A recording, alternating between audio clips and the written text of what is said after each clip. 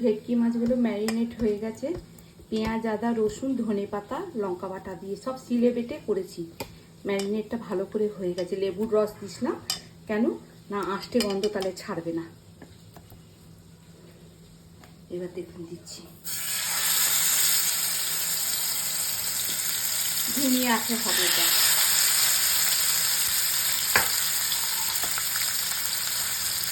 আর side থেকে একটু tomato slice দিয়ে দিচ্ছি। এর রসটা ধীরে ধীরে করে মাছের সাথে মিশছে।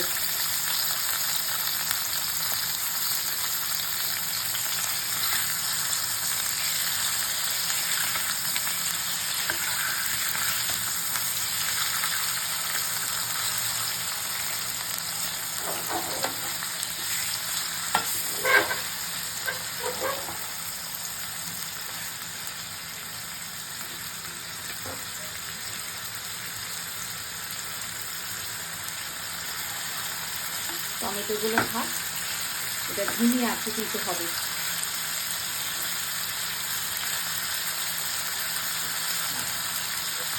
পুরো এই মশলাটা কিন্তু মাছের মধ্যে চলে যাবে।